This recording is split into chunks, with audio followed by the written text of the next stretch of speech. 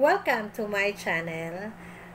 In the past vlogs natin, na-discuss ko na po ang Senomar, discuss ko rin po ang birth certificate, mga usual problem na nag-aaray sa mga docs.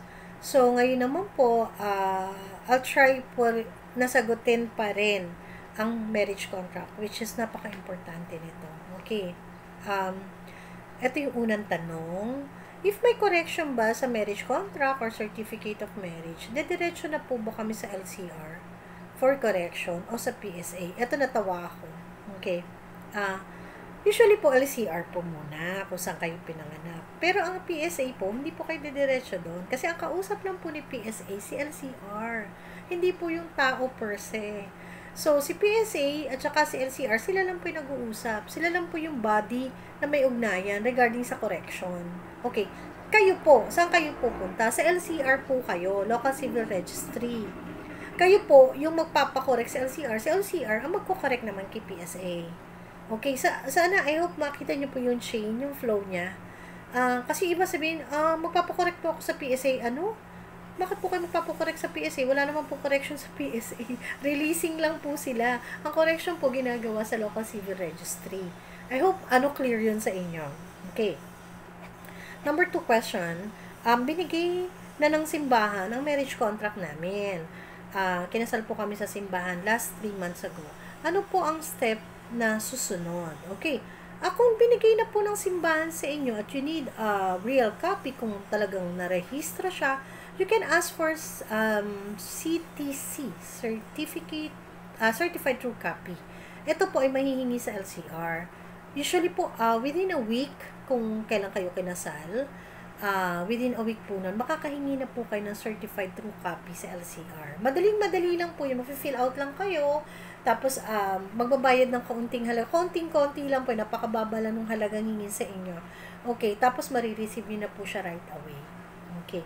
But lagi niyo pong tatandaan na if ever meron kayong i-request, lagi po kayo magdala ng valid IDs. Okay. Not just one, but 2 or more. Okay. Paano malalaman if valid po yung marriage contract namin? Kakakasal lang po namin. Okay. Ito po yung lagi ko sinasabi sa iba. Huwag masyadong maging kampante after ng wedding. Halimbawa po, yung pong CTC po, yung Certified True Copy, pwede nyo na pong hingin agad sa LCR. That's within a week after your wedding. Pwede na po yun.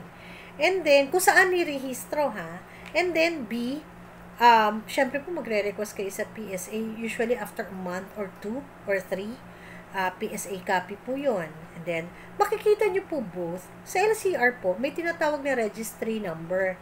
Okay, ito po ay nasa upper right ng form ng marriage license, ng marriage contract, andun po yun. Usually, pag nasa CTC, makikita nyo na po siya.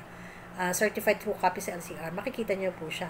Pagdating naman po sa PSA, nandun din po yon. Kasi kung ano po yung copy na nandun sa LCR, yun din po yung copy ng PSA. Nasa upper right pa rin po yon. So, kung may registry number at authenticated na siya, makikita nyo po yon. Valid po yan. Huwag na kayong magtaka, huwag na kayong mag-isip, at totoo na po yung kasal. Valid po yan. What if, may nakikita po kasi ako, halimbawa po, kinasal noong 2012, kinasal ako noong 2010, kinasal ako noong 2015, kaso po, hindi ko pa po ako kumukuha ng marriage contract namin. Valid po ba yun? Paano nyo po malalaman? Hindi pa nga po kayo nagre-request.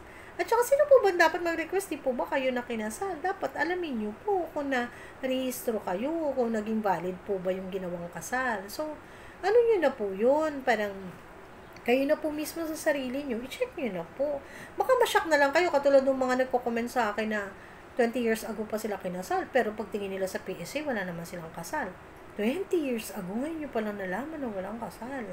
Diba? So, ano yun? Kailangan pa ba nating patagalin?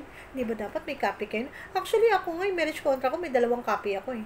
Isang file copy ko na nasa envelope lang, isang copy na kapag may humingi at kailangan, may ibibigay ako. Hindi ko kailang kailangan, saka ko palang ako nagpo-produce. No? Kailangan lagi rin kayo naka-ready. Mahirap yung ganun, na after 20 years, nyo lang malalaman, di pala siya nakarehistro. Okay, next question. May marriage contract na kami, nung unang kasal namin sa civil. Papakasal kami uli sa simbahan. Ano po ang gagamitin sa simbahan na marriage contract? Ayan, diniscuss ko rin po ito sa isang vlog ko. Okay.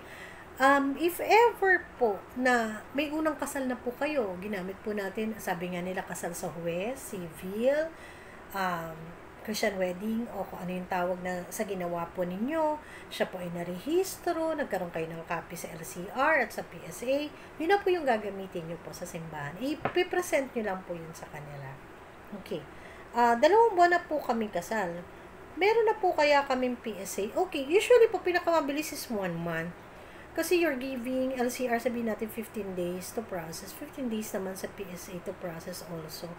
A month, maaaring magkaroon na kayo. Pero much better pa rin po kung medyo, siguro lagpas kayo ng konti ng 1 month. Hindi nyo pa naman, kung hindi nyo pa naman ganun kakailangan, mga 2 months para lang, ma-sure kayo na meron na rin po. Yun. Ayan.